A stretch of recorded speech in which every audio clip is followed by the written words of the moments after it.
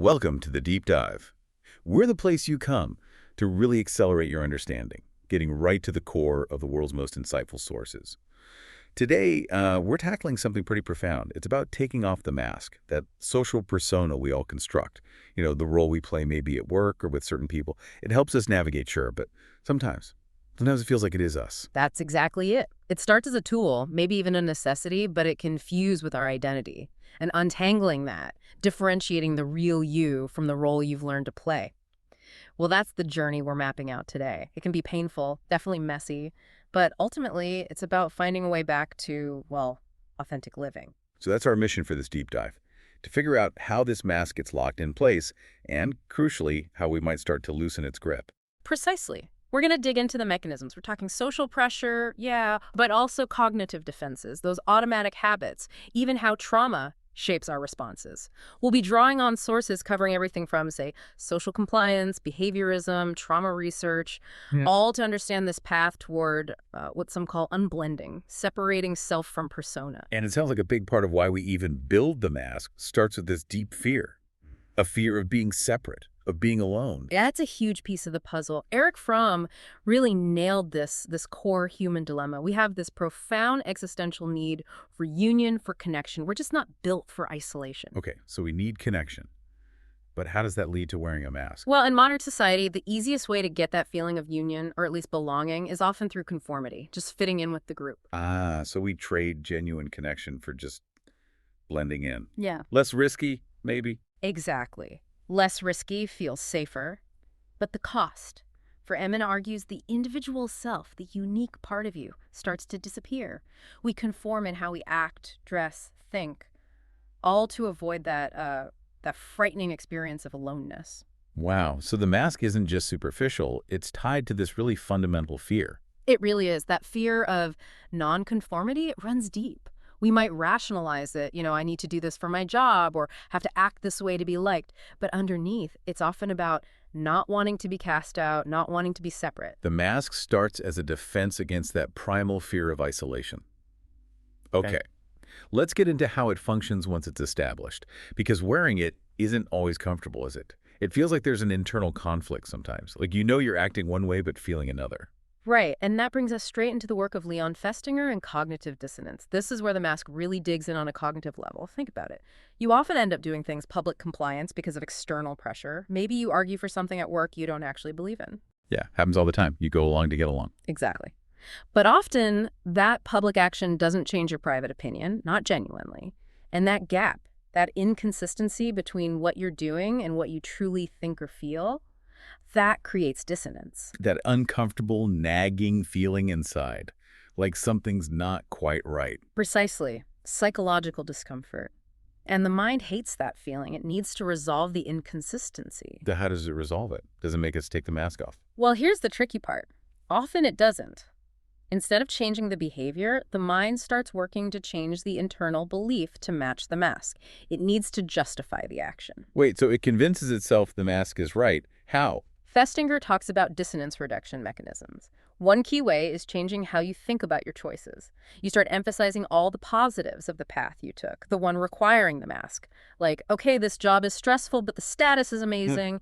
And at the same time, you minimize the value of the authentic path you didn't take. If I were truly myself, I'd probably be broke and alone anyway. So you rewrite your own internal narrative to make the mask feel necessary, even good.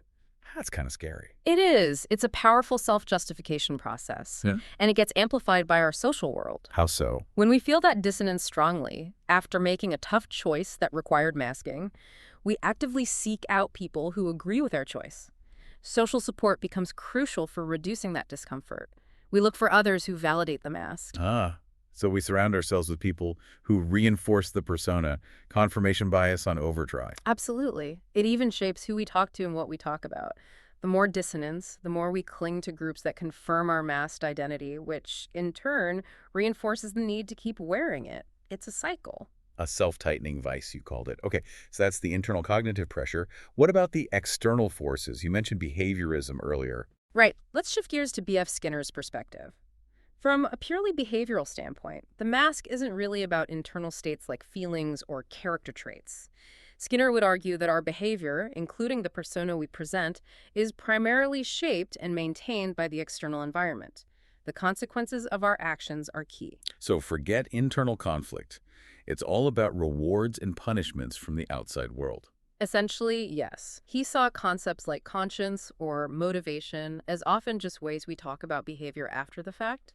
What we call character is really just a set of behaviors that have been reinforced over time. The environment sculpts the mask, piece by piece. You could put it that way.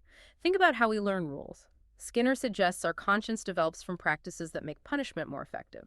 We're warned, advised, guided on how to act to avoid negative consequences. So the mask, in this view, is often a learned set of strategies, a contingency plan built entirely to avoid punishment or disapproval from the environment. We wear it because it worked in the past to keep us safe. That makes sense. It's less about inner choice, more about conditioned response.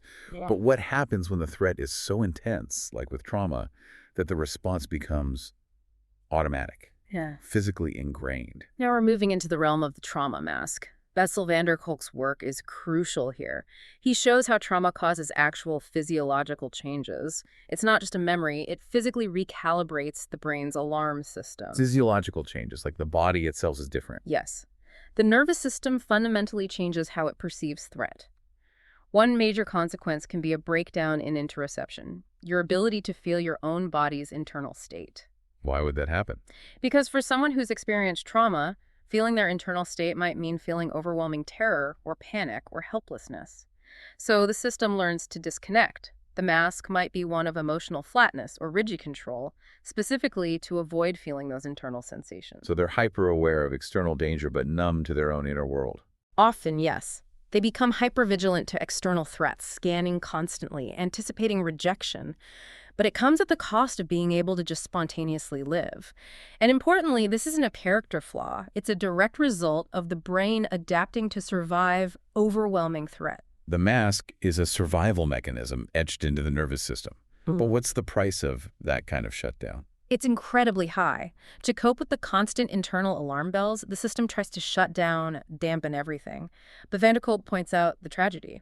When you filter out the bad, the perceived threats, you inevitably also filter out the sources of pleasure, joy, and connection. You block everything, the good and the bad. Exactly. It leads to this profound sense of flatness, disconnection. The mask keeps you safe, but also keeps you from truly living. Okay, so we have these deep roots, social pressure, cognitive loops, conditioning, trauma physiology. What about the everyday things that keep the mask cemented in place, like just habits? Absolutely. Habits are the glue. James Clear's work on habit formation is really illuminating here. He makes a key point. Habits aren't inherently good or bad. They are simply effective or ineffective at solving a problem. And a mask definitely solves problems, right? Avoiding rejection, feeling competent. Precisely. Even a habit that seems detrimental overall, think perfectionism leading to burnout, is incredibly effective at solving an immediate problem, like the fear of criticism or feeling unworthy. It serves that protective function of the mask right now. Like smoking reduces stress right now, even if it kills you later. Exactly. The immediate payoff reinforces the habit loop. And once those neural pathways, those mental grooves for the habit, are carved in the brain, they're incredibly persistent. So just trying to resist, using willpower, that's not likely to work long term. Clear argues it's a largely ineffective strategy. Willpower is finite. Fighting against a deeply ingrained habit groove takes immense energy. The path of least resistance will almost always win out eventually. So if you want to change the habit, you need to change the system around it, not just rely on inner strengths. That's the core message. To drop the mask-serving habit, you have to proactively change the environment. Make the authentic behavior easier, more obvious, more attractive, more satisfying than the masked behavior. Otherwise, the old grooves just take over when you're tired or stressed. It makes sense. And our environment includes our relationships, right? Where masks can become really rigid scripts. Definitely. This leads us to the attachment mask. How our need for emotional safety, shaped by early attachments, dictates the roles we play, especially in intimacy. Levine and Heller's work on attachment styles is key here. They talk about avoidant attachment, for instance. Yes, the avoidance strategy is a prime example. When intimacy gets too close, too vulnerable, the avoidant person's internal alarm bells go off. They feel engulfed or controlled. So they pull back. They do, often unconsciously, by devaluing their partner. Just when things are getting good, they start focusing on flaws, the worm in the apple, as Levine and Heller put it. Finding fault to create distance, even if the partner is great. Exactly. They might zero in on small things, perceived neediness, a lack of sophistication, anything that justifies the emotional withdrawal their nervous system is demanding to feel safe and autonomous again. That sounds incredibly painful for both people involved, Yeah. especially if one person is anxious and wants more closeness. That's the classic anxious avoidant trap. The core conflict becomes the degree of closeness itself, and it can dominate everything. Often, disagreements don't get resolved, Why not? because resolution itself often requires intimacy, vulnerability, closeness. And for the avoidant partner, that feels threatening. So, ironically, keeping the conflict going or maintaining distance feels safer, even if it's dysfunctional. The mask stays firmly in place. Wow. The mask's goal isn't connection, it's managing distance. Okay, and how do these patterns relate back to our deeper psychological history? You mentioned transactional analysis earlier. Right. Eric Byrne's model, further developed by Thomas Harris, it suggests we carry these recordings from childhood, the parent and child ego states. They're like old tapes playing in our heads. The parent being the rules and judgments we absorbed, and the child being our feelings and reactions. Essentially, yes. The parent holds the shoulds and shouldn'ts. The child holds the raw emotions, the creativity, but also the vulnerability and the responses to those early rules or injunctions. Messages like, don't be important, don't feel, be perfect. And these can get triggered in the present day. Absolutely. Harris calls the child state very hookable. An external event, maybe criticism from a boss or feeling ignored, can trigger that old child state. Suddenly, a capable adult feels and reacts like that vulnerable kid again, automatically putting on the mask that worked back then to comply with the old injunction and avoid feeling bad. So you snap back into an old role without even realizing it, reacting based on a script written decades ago. Precisely. The job of the adult ego state, in TA terms, is to become aware of those tapes. To examine them, are they still relevant, still helpful, and then consciously choose a different response, one based on the present reality, not the past script. But noticing those tapes takes real awareness and, frankly, courage. Okay, so breaking free requires confronting these deep patterns. It sounds like a potentially chaotic process, not just gently removing the mask, but maybe shattering it. That's a good way to put it. Jordan Peterson talks about this as the heroic choice. The path to authenticity often requires a voluntary sacrifice of that comfortable, group-approved certainty the mask provides. You have to be willing to step out of the comfort zone, the known role. And embrace the psychological chaos that follows. There's often a period of disintegration where the old sense of meaning falls apart before a new, more authentic self can be reintegrated. It's a necessary breakdown before a breakthrough. That sounds perilous. Yeah. What stops it from just being a breakdown? What's the difference between the hero and someone who gets lost in that chaos? Peterson makes a distinction. The hero, the fortunate genius, faces the unexpected, the chaos, voluntarily. They choose to confront it and reorganize themselves. The unfortunate madman, on the other hand, is someone who tried to avoid the chaos, ran away from the uncomfortable truths or parts of themselves. Those neglected parts fester and eventually overwhelm them. So it's about choosing to face the unknown within yourself, rather than being consumed by what you refuse to look at. Exactly. Voluntary confrontation versus involuntary overwhelm. But choosing that confrontation is terrifying, which brings us right to Brené Brown's work on vulnerability and shame. Ah, yes. The fear that if people see the real imperfect you, they won't like it. That's the core fear of authenticity, isn't it? The mask is often designed to be perfect, competent, pleasing. Taking it off means risking exposure of your flaws, your struggles. And the deep fear is that people preferred the mask. They preferred the perfect you who took care of everything. Or worse, that the real you isn't worthy of connection. Right. And there's often a specific shame and gremlin tied to authenticity, the fear of being seen as selfish or narcissistic. How so? When you start setting boundaries, saying no, prioritizing your own needs, actions that contradict the pleasing mask shame can pop up, whispering that you're being self-indulgent, that you should be putting others first. It takes real courage to push past that culturally ingrained shame. So if confronting the mask invites chaos and shame, what provides the safety net? How do you build the strength to tolerate that vulnerability? This is where Kristen Neff's work on self-compassion becomes absolutely fundamental. It's the bedrock. She argues the path forward starts with accepting everything about yourself and your current situation with kindness. Accepting everything, even the parts you don't like. even the mask itself. Especially those parts. Acceptance doesn't mean resignation. It means acknowledging reality without judgment. It's the judgment, the self-criticism, that often fuels the suffering far more than the difficult experience itself. Treating yourself with the same kindness you'd offer a friend going through something tough. That sounds crucial, especially if the mask was built because of trauma or abuse. Absolutely vital. Trauma often leaves behind deep shame beliefs. I'm not good enough. I deserved it. Self-compassion directly counters that toxic narrative. It helps rebuild that fundamental sense of worthiness that the mask was trying, often unsuccessfully, to protect or earn. And Neff emphasizes mindfulness as part of this. You have to be present with your difficulty to respond compassionately, not getting lost in it, over-identification, and not pushing it away, avoidance, just noticing it, acknowledging the pain, and offering kindness. Okay, so emotional acceptance and kindness are key.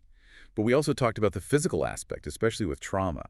How does that layer fit into cracking the mask? We need to integrate the mind and body. Richard Schwartz's Internal Family Systems, IFS, offers a great framework here. He talks about our internal parts. The mask is often run by protective parts called managers. Managers, like Yeah. the inner critic, the perfectionist. Yeah. Exactly. Parts that try to keep us safe, in control, accepted, often by enforcing the rules of the mask. Healing in IFS involves noticing these parts. Where do you feel the perfectionist? Is it a tension in your shoulders? A knot in your stomach? Noticing the physical sensation tied to the psychological part. Yes. And then the crucial step, unblending. Realizing I am not this tension, or I am not this critical voice. I am the self, the core consciousness that notices this part. When you unblend, the true self, which IFS sees as inherently calm, curious, compassionate, has more space to lead. Shifting from being the part to observing the part. That's the essence of it, and it connects directly to somatic healing approaches, like Peter Levine's somatic experiencing, especially for trauma. Recovery involves learning to track your body's sensations moment to moment, the felt sense. Learning to tolerate those physical feelings that maybe the mask was built to avoid. Precisely. And allowing the body to complete processes that got stuck. Remember we said trauma traps energy in the nervous system. Vine talks about needing to discharge that energy gradually in safety. This might involve allowing small, spontaneous movements, shaking or heat release. Titration, you called it. Letting the body slowly release the stored stress. Yes. It's about respecting the body's natural rhythms, allowing it to finally complete the defensive responses that were interrupted back then. This helps the nervous system settle, making the hypervigilant defensive mask less necessary. Okay, this gives us a path. Awareness, acceptance, compassion, somatic release. Now, how do we translate this inner shift into practical outer change? How do we live unmasked? We circle back to James Clear's habit principles, but apply them to authenticity. If the old habit was masking, the new habit is expressing your true self. How do we make that the easier path? Redesign the environment again, but this time to support the authentic self. Exactly. Use the 4 laws. Make authenticity obvious. Maybe set reminders, journal about your values. Make it attractive. Yeah. Focus on the reward of genuine connection. Remind yourself why this matters. Make it easy. Yeah. That sounds hard for authenticity. Start small. Titrate it, like with somatic work. Share a small, vulnerable truth with a safe person first. Don't start with your biggest secret shared with your harshest critic. Lower the barrier to entry. And make it satisfying. How? Celebrate the act of being authentic, regardless of the outcome. Acknowledge your courage. Reinforce internally that speaking your truth, feeling your feelings is the reward. You're shifting the reinforcement away from external approval, which the mask sought, to internal integrity. I like that. Shifting the reward system inward. And this applies directly to communication and relationships too, right? Replacing defensive masks with clear expression. Absolutely. John Gottman and Daniel Goleman both stress moving away from attacks and blame, which are usually mask-driven defenses. The key is non-defensive speaking, focusing on specific issues. But only when you're calm first. Can't do this when activated. Crucial prerequisite. Calm down first. Then, use something like the XYZ formula Goleman mentions. When you did X specific behavior, it made me feel Y, your emotion, and I'd prefer Z, specific request. It forces ownership of feelings and focuses on behavior, not character assassination like you always or you never, which just triggers the other person's mask. Precisely. And what about those recurring fights, the ones that feel like you're stuck in a loop? Gottman calls that gridlock. The same argument over and over. Often, he says, gridlock happens because there are underlying dreams or core values that aren't being heard or respected by the partner. The surface arguments, say about money, might mask a deeper conflict between one person's dream of security and the other's dream of adventure. So you don't try to solve the surface problem. Not primarily. The goal shifts. It's not about finding a perfect compromise on money. It's about creating a dialogue where both partners can share and understand the dream underneath the issue. What does money represent to each of you? Understanding the why behind the position. Exactly. Once those deeper needs and dreams are acknowledged and respected, couples can often learn to manage the surface problem with more humor and less conflict. They understand what it's really about. The mask of being right can come off. That's a profound shift. Success isn't eliminating conflict, but having compassionate dialogue about what truly matters beneath the surface. And finally, perhaps the most radical step in living unmasked is learning to give ourselves the validation we often desperately seek from others through the persona. This brings us back to Kristen Neff. Practicing inner validation. How does that work? She suggests identifying the specific words you long to hear. Maybe it's, I love you, I'm proud of you, it's okay to rest, I accept you exactly as you are. The messages the mask was trying to earn. Okay, identify the longing. Then what? Then you consciously practice saying those words to yourself, out loud even. Feel the truth of them. Recognize that your need for love, respect, acceptance is valid in itself. It doesn't need to be earned through performance or perfection.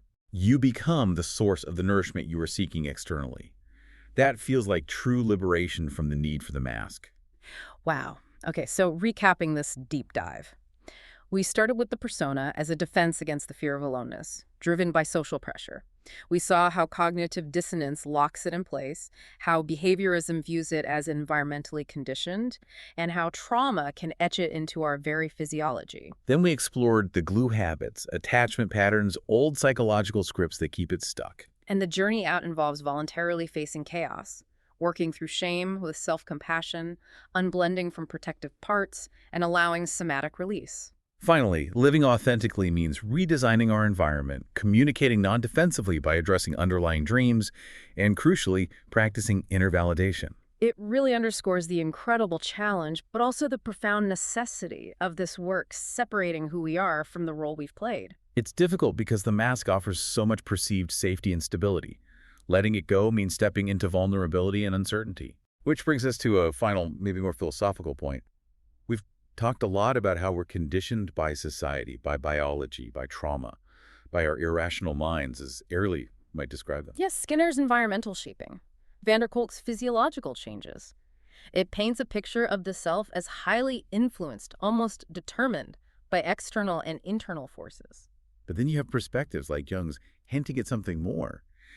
The idea of the psyche as having its own reality, its own nature sui generis, that our inner world, our fantasies, aren't just reflections, but are real forces that can shape our experience. Exactly. There's this tension. On one hand, we seem predictably irrational, deeply conditioned. On the other, there's this idea of an intrinsic self, an inner world with its own power. So if our inner world can project its reality outward, and our behavior is systematically shaped by predictable biases and conditioning, how do we ever truly know what's genuinely us versus what's the mask, the conditioning, or the projection? That's the provocative question, isn't it? Where does the conditioning stop and the autonomous self begin? If psychological fantasies are real things, as Jung suggested, and our irrationality is predictable, as Ehrlich showed, and our environment shapes us, as Skinner detailed, what does self-mastery even mean in that context? Maybe it's less about achieving some static true self, free from all influence, and more about, well, navigating the ongoing dialogue between all these parts, the conditioned self, the irrational self, the traumatized self, and that deeper, perhaps quieter, authentic core. A constant process of discernment, integration, and choosing, rather than a final arrival point. Perhaps a dynamic harmony rather than perfect control. It suggests the journey of unmasking isn't about finding a fixed self, but about becoming more conscious and compassionate and navigating the complex reality of who we are, moment by moment. That's definitely something to keep exploring. Thank you for joining us on this deep dive into the persona and the path towards a more authentic self.